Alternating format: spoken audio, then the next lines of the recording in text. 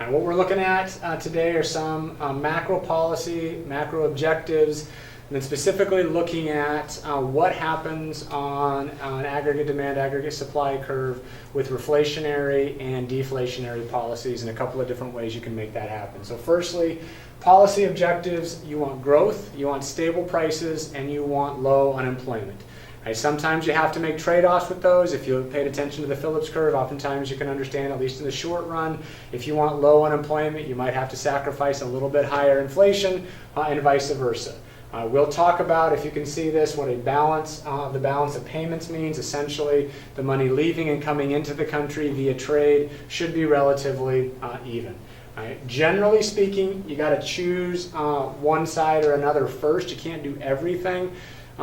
If you want low inflation, you may end up with a little bit higher unemployment, especially we learned that through the stagflation of the 70s into the early 80s. The instruments that governments have to use at their disposal. Okay? You have fiscal policy. You can remember fiscal policy is tax and spend. There's various ways to do that. There's monetary policy, which is, I should do money supply and interest rates. Okay? You can also do some other things in regards to the economy. You can do an incomes policy, that's what this says here, and look at wages. Do wages go up? Do wages go down? Is the government going to control that? And you can make regulations. You can change the law. You can get government out of things. You can put government into different types of industries. The ones we're focused most on, however, are fiscal policy and monetary policy, and what we're most concerned with are some of these terms right here. Okay? In general, you're going to hear about demand side and demand management policies. Those are policies from the government that impact aggregate demand. You're going to hear about supply side policies, which attempt to impact aggregate supply. Today, what we're looking at specifically are demand management or demand side policies. And when you use fiscal or monetary policy, generally you're doing either a reflationary policy, which is trying to increase both aggregate demand but also increase the price level, or a deflationary policy, which is to decrease aggregate demand and decrease overall price level. So if you were to look over here at this particular ADAS diagram, what you're going to see is a particular country that was in full employment, was at your natural rate of unemployment, was operating in long-run equilibrium. Something happens, there's a demand shock, aggregate demand shifts to the back. Shifts backwards.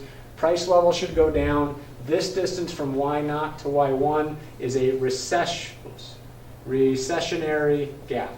Okay? When you're in a recessionary gap, right, you could let things go. Eventually, wages will fall because price levels are falling. Inflation should be going down. But unemployment's going up, so wages should fall, and that should increase short and aggregate supply to the right.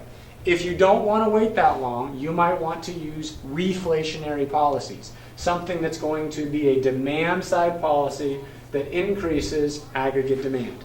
Some things you could do. You can decrease taxes. Okay? If aggregate demand is C plus I plus G plus X minus M, okay, decreasing taxes increase consumption. You could increase government spending on things. Right? Both of those would have a direct impact on aggregate demand. You could also increase transfer payments. Okay, you could change some of your budgeting policy as a government, which also increase consumption. Those policies, those reflationary fiscal policies, would push aggregate demand to the right. You could also use reflationary sort of monetary policies. If you increase the money supply, more money would be in circulation. If more money is in circulation, we see consumption go up. If consumption goes up, that pushes aggregate demand hopefully back out to the right. Or you could decrease the interest rate as a reflationary policy. Decreasing the interest rate will lead to higher investment. Higher investment then pushes aggregate demand to the right, with the goal that it will come back to full employment and long-run equilibrium where we were to begin with. The other side of the equation is if you have a situation with an inflationary gap. If you've got an inflationary gap, you see this particular economy was operating at full employment at price level 0, was operating at its potential output and actual output at Y0. There's a demand shock, aggregate demand shifts to the right. That increases our overall price level while also increasing our overall output. But an economy's in a worry if they're worried about stable prices and sustainable growth. So they may want to do things okay, that brings aggregate demand back to our full level of employment, back to the natural rate of unemployment. Right? They could use fiscal policies. They could increase taxes or decrease spending. Increasing taxes would decrease consumption, moving aggregate demand back, or they could decrease spending, which would also move aggregate demand back. They could also decrease the amount of transfer payments, which would decrease consumption, decreasing aggregate demand and shifting it to the left. Or they could decrease the money supply. If there's less money available, there's less money to spend. If there's less money to spend, aggregate demand shifts backwards, okay, as a deflationary monetary policy, or they could increase the interest rate.